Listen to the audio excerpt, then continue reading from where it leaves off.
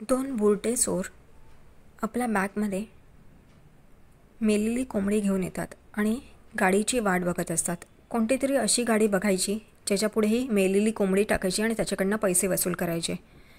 इथे सारंग आपल्या गाडीने जात असतो आणि तो ताराचं गाणं म्हणजेच ओरिजिनली सावलीचं गाणं ऐकत असतो आणि त्याला सावलीच्या घरच्या सगळ्या गोष्टी आठवत असतात की कसं सावलीने त्याला सोळं नेसायला मदत केली होती, तिच्या घरच्यांनी कसं त्याची आवभगत केली होती आणि त्या गोष्टी सगळ्या तो आठवत असतो.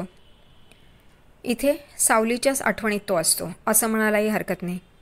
तेवढ्यातच सारंगची गाडी त्या पॉईंटवर येते जेव्हा हे दोघं तिकडे उभे असतात आणि कोंबडी त्याच्या गाडीखाली टाकतात. इथे सारंग ही गोष्ट बघतो आणि ते दोघं जणं नाटकं करायला सुरुवात करतात की आमची कोंबडी मेली, या गाडीने त्या कोंबडीला मारलं. इथे सारंग म्हणतो मी बघितलं आहे, तुम्ही स्वतःहून ती कोंबडी माझ्या गाडीसमोर टाकली आहेत म्हणून, आणि हे बास्केट कशाला घेतलं आहेत, ती कोंबडी ठेवली होती ना त्याच्यात. इथे ते दोघं जणं म्हणतात सारंगला, तुम्ही खोटं बोलताय, असं काहीच झालं नव्हतं, तुमच्या गाडीनेच आमची कोंबडी मारली आहे म्हणून. सारंग म्हणतो असं काही नाही आहे म्हणून. तेव्हा त्यातला एक माणूस सारंगवर हात उचलायला येतो. तेव्हा सारंग त्याचा हात पकडतो आणि म्हणतो माझ्याशी वैर घ्यायचं नाही, मी सभ्यपणे बोलतो आहे ना, मग गपगुमान ऐकायचं. तो माणूस म्हणतो चला पोलीस स्टेशनमध्ये. सारंग म्हणतो मग काय हरकत आहे, चला पोलीस स्टेशनमध्ये. या दोघा माणसांनी देवा इन्स्पेक्टर जो त्या दिवशी सारंगला ज्यांनी वाचवलं होतं त्याच्याबद्दलच बोलतात की त्याच्याबरोबर सेटिंग केलेली आहे म्हणून. त्यामुळे हे दोघं अगदी निश्चिंत असतात. त्यांना असं वाटतं की सारंग नमेल आणि पैसे देऊन टाकेल. इकडे कोथरूड पोलीस स्टेशनमध्ये घोरपडे हवालदार चहा पीत उभे असतात. तेवढ्यातच हवालदार बघतो की देवा इन्स्पेक्टर देवा बाईकवरनं येतात आणि तो लागोलाग आत धावा देतो आणि सगळ्यांना सांगतो इन्स्पेक्टर साहेब आले, देवा साहेब आले, चला चला आवरा. त्यांना सगळं व्यवस्थित लागतं, नीट नेटकं लागतं, आवरा आवरा, सगळं टेबलवरचं सगळं आवरा. आणि सगळेजणच आवरतात. इथे देवा इन्स्पेक्टर आतमध्ये येतो आणि सगळ्यांना म्हणतो काय कसं चाललं आहे, वा सगळंच छान आहे. घाईघाईने घोरपडे हवालदार टेबलवरच आपला चहाचा पेपर कप ठेवतात. इथे इन्स्पेक्टर देवा म्हणतो ह्याला आपली जागा नाही कळलेली, ते त्याची जागा त्याच्या घरात त्याला ठेवलं तर बरं होईल. इथे हवालदार बघतात आणि त्याला कळतं की ते पेपर कप चहाचा त्याच्याबद्दल बोलतात. ते म्हणतात सॉरी मी चुकून ठेवला इकडे. हवालदार तो पेपर कप चहाचा घेतो आणि कचऱ्याच्या टोपलीत टाकतो. इथे इन्स्पेक्टर देवा त्याला म्हणतो तू खूपच चांगला माणूस आहेस आणि एक काम कर, जेव्हा आपण दोघंच असू ना तेव्हा मला बॉस म्हणून हाक मार आणि हे पोलीस स्टेशन नाही पोलीस चौकी म्हणून म्हण. इथे घोरपडे हवालदार एकदम भावूक होतो. तेव्हा देवा इन्स्पेक्टर विचारतो काय झालं म्हणून. तेव्हा तो म्हणतो की आत्तापर्यंत खूप पोलीस येऊन गेले, इन्स्पेक्टर येऊन गेले, कोणी कडक कोणी नरम लेचापेचा, पण तुम्ही त्याचे कॉम्बिनेशन आहात. इथे देवा इन्स्पेक्टरला खूपच बरं वाटतं. तो म्हणतो आपल्याला राहायचं ना तर व्यवस्थित राहायचं. हवालदारला सांगतो की आपण मित्र. इथे हवालदारलाही खूप बरं वाटतं की एखादा पोलीस इन्स्पेक्टर आपल्याला मित्र बनवतो आहे म्हणून, आणि त्या दोघांची एकदम घट्ट मैत्री होते. इन्स्पेक्टर देवा त्या हवालदारला विचारतात की आज काय केसेस आहेत, तर तो म्हणतो भरपूर केसेस आहेत. तो इन्स्पेक्टर देवा म्हणतो चला मग बघूया, आणि तो निघून जातो आतमध्ये आपल्या केबिनमध्ये. इथे सावली जसं ऐश्वर्याने तिला पनिशमेंट दिली असते, शिक्षा दिली असते, त्याचप्रमाणे ती सगळा कोपरा स्वच्छ करत असते. किचन व्यवस्थित सगळा कोपरा स्वच्छ करते. मग बाहेर हॉलमध्ये सगळ्या गोष्टी व्यवस्थित स्वच्छ करते आणि मग जिन्यामध्येही एक एक जिना अगदी काना कोपरा सगळे डाग सगळ्या गोष्टी अगदी व्यवस्थित स्वच्छ करत असते. तेवढ्यात ऐश्वर्या जिन्यावरनं खालती उतरत असते. ती बघते की सावली तिकडे स्वच्छ करते जिना आणि बादलीमध्ये ठेवली आहे. ती मुद्दामून सावलीला त्रास देण्यासाठी बादलीला पाय मारते आणि बादली खालती पडते आणि सगळं पाणी पसरतं. ती मुद्दामून सावलीला म्हणते सॉरी मी तर बघितलंच नाही म्हणून, ते नीट साफ करशील ना. इथे सावली मान हलवून हो म्हणते आणि ऐश्वर्या हसत हसत तिकडून निघून जाते. हे सगळं ऐश्वर्या मुद्दामून करते तिला त्रास देण्यासाठी आणि तिचा काम वाढवण्यासाठी. इथे सावलीलाही ती गोष्ट कळते की तिने पाय मुद्दामून मारला म्हणून, पण ती काय बोलणार.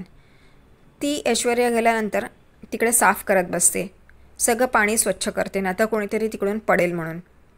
इथे ती हे सगळ्या गोष्टी साफ करत असते तेवढ्यातच तिकडे सरू आजी येतात आणि म्हणतात, आता तू राहून दे सावली, मी करते.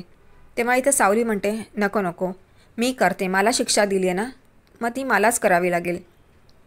आणि हे शिक्षा म्हणून मी बघतच नाही आहे. इथे मी राहणारे, हे माझं सासर आहे, माझी माणसं आहेत, तर मला कानानकोपरा कळायला नको का, हे मी तसंच समजते.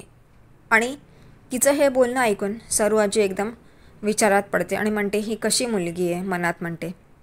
इथे सोहम आणि बबलू बाहेर एका कामासाठी आलेले असतात.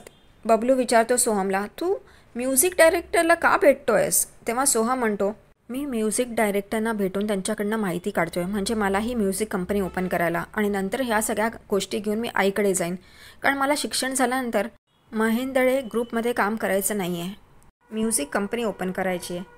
तेव्हा बबलूला कळतं, अच्छा, तारासाठी, म्हणजे तारा, सोहम, महेंदळे.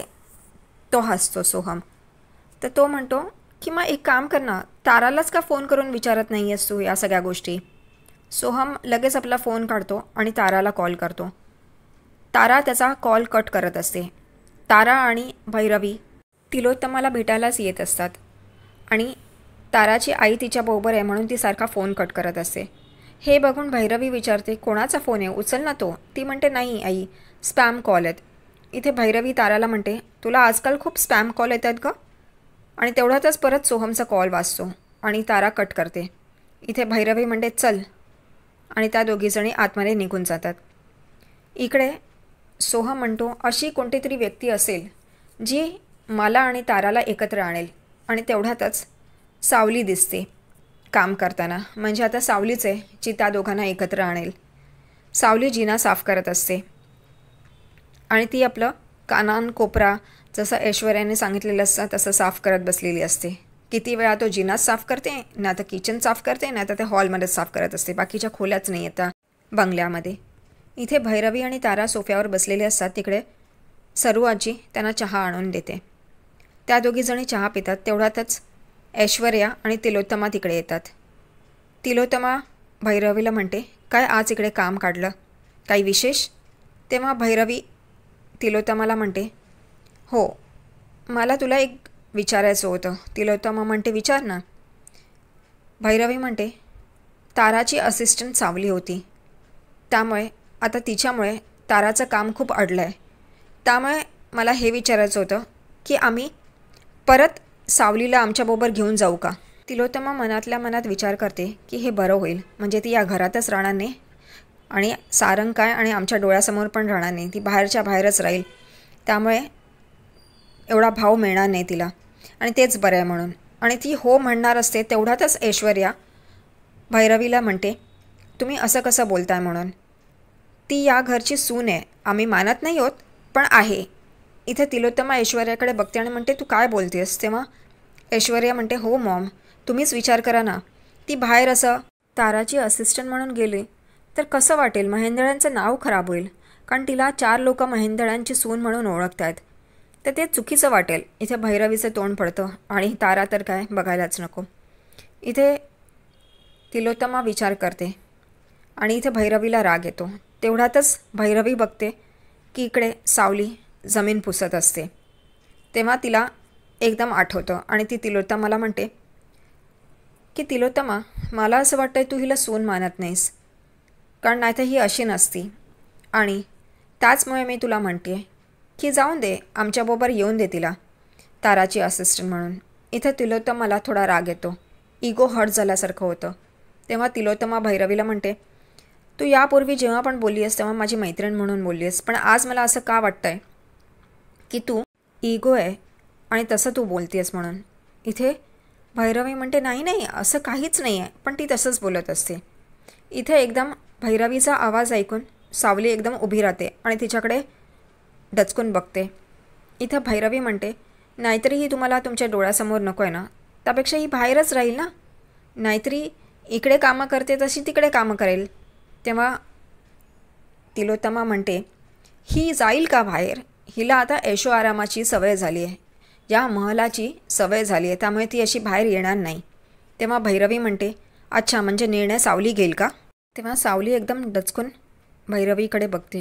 तिलोत्तमा आणि ऐश्वर्या पण एकदम रागाने बघायला लागतात.